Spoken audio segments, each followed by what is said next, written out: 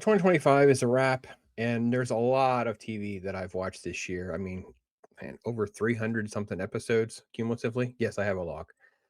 Look, I've enjoyed Tulsa King, Mayor of Kingstown, like the Taylor Sheridan stuff has been solid. There's been a lot of other shows and things that are older that I've enjoyed and really talked about throughout the year. But of the new shows, I think my favorite is easily MobLand. MobLand is a surprise for me because I didn't really jump in right away. I heard some mixed stuff, and it is got some slower elements to it. I'm not gonna lie. Like Tom Hardy, Pierce Brosnan, Helen Mirren leads an all-star cast that really is very solid in just another mob story, if you will. Like I think that British crime from the gentleman and some of the other stuff that's been done already. It's kind of like, what else? What else can I get? I didn't know that I would expect it too much and what I would like. So, yeah, pleasant surprise all around on the old Mobland. As I said, Tom Hardy steals the show. He is their fixer. He takes care of this family. He's the one dealing with all sorts of chaos. They have, the punk little kid who's, not going to follow. He's kind of a leader of the little gang and try to do his little thing. And he's a rebellious son who gets himself into all sorts of trouble. Anson Boone is fine. He's, the character that you love to hate. And it kind of creates a lot of tension and problem with a rival family. Tom Hardy's character, Harry, is the fixer. He's the guy that's going to clean up the mess. And if you cross my family, we shake the right hands, break the wrong ones. I've got a man for that. Problem solved. MobLand. I think what works for me is it has enough of the elements of like Snatch, the sort of violence and chaotic. It feels very British. It brings in a different style and flavor than the American shows, a lot different kinds of edginess to it. And again, like I said, you have this great cast, this family with Pierce Brosnan as the patriarch. He trusts Harry, and yet the wife, Helen Mirren's character, is sort of it's a little bit spoilery, I guess, but they're not seen eye to eye. My wife's the brains behind the charm. She holds me together. That makes her the most dangerous of all. Maeve's approach is completely different than Conrad's, and that kind of creates a lot of tension in the show. And again, I just want to get into spoilers. So if you haven't seen the show, let me just say this. It is a slow burn at times. It is kind of all over the map at times. It's chaotic at times. And yet at the end of the day, I think what I liked is it felt more genuine and authentic than the Taylor Sheridan stuff this year. And I think that this is on par with season one Tulsa King, season one Mayor of Kingstown. And again, it is the first season.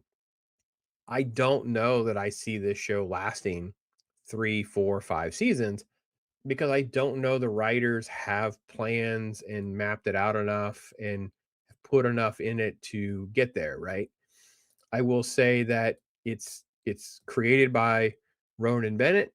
He's done a lot of different things. He actually did the writing for Public Enemies. Basically, in there was really really okay. He also worked on The Day of the Jackal, the renewed. It's going to come back. I don't know why it's coming back. Eddie Redmayne plays that. I thought that show was mixed and didn't deliver. So I'm kind of like feeling like are we supposed to believe that Ronan Bennett is going to be like the new Taylor Sheridan with the British stuff too? I don't know. Do you know who gets into wars like this? Dying empires. We're at war! And if Ritchie gets wind of this, then my firstborn son is a dead man.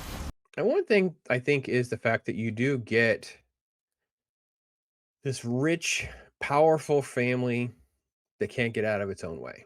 You know what I mean? Like I feel that the Harrigans, this crime family, they're in battle with the Stevensons. They would be better served if they could just sort of like have a line in the sand of, one side or the other side. But I will admit too, the show does a good job of giving you sort of two different perspectives, right? So you have Maeve here, Helen Mirren's character and Conrad. They're very prim and proper. They are beautiful. They feel, they feel like the stereotype of people that would be on the front of a magazine.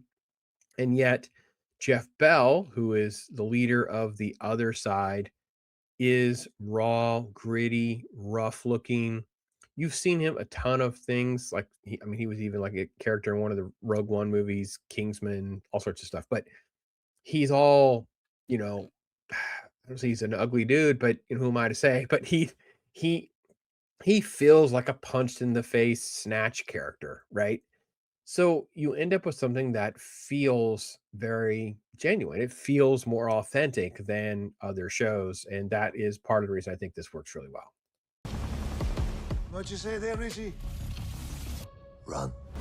MobLand, new series now streaming on Paramount. Back to Tom Hardy. I mean, really, the show is nearly entirely on his shoulders. He really does a good job of doing TV work opposite Pierce Brosnan and these different scenes and different moments that really, really shook us. And in fact, all I really want is more Harry. This is going to be the problem with the show, right? Because the way the show ends, the finale is full of chaos. How it kind of ties up the ends. It feels like we should get more with Harry. He is very close to the one son, Kevin, and he's fine. He's he's kind of like a beta character, right? He wants to be powerful, and Harry is like the force behind all of that. So, we'll see. The show didn't have a lot of action. It didn't have a lot of the chaos that you get in other shows. They have moments, they have things that happen, and it works out. But I think that part of the criticisms of the show is that the typical TV contrivances that work out. Uh, but in the end of the day, I think that it feels like Guy Ritchie's tied to it, right? Like Guy Ritchie's, it's a kind of is any one of the producers on it, and it feels like we're in that sort of Guy Ritchie universe, and it feels authentic and genuine. And I really just kind of came away wanting more. My favorite parts were just seeing Harry pulling stuff off with that gruff sort of persona, being the gangster that's kind of reinventing what it's going to mean for the family as they move through working through these different sequences and situations that the family's kind of put him in. I also can say, well, this is my favorite show. I'm also not under the illusion that this is like a 5 out of 5. This isn't Breaking Bad. This isn't Game of Thrones. This isn't, Sopranos, True Detective season 1. This is another very strong start, probably a 4 out of 5 for me, maybe 3.5, 4 out of 5. And we'll see how the show goes. I hope and fingers crossed. There's so much talent, so much potential. You just want it to be successful. You know what I mean? Whereas those other shows usually have, right? Mayor Kingstown is Jeremy Renner and other people. Tulsa King is Stallone and other people. This one has like 3 main characters with Pierce Brosnan, Helen Mirren, and of course Tom Hardy. So you feel like there's more potential they can do. They can twist, they can turn, they can do different things. So that's my general take on it. Really enjoyed it. If you never watched it, feel free to check it out. Found it over on Paramount. I think it's very solid and was my favorite show of the year. So tell me what I should be watching, guys, in case you got some other favorites out there. Anyway, that's my take. Thanks for watching, everybody. I am Pops. Adios, amigo.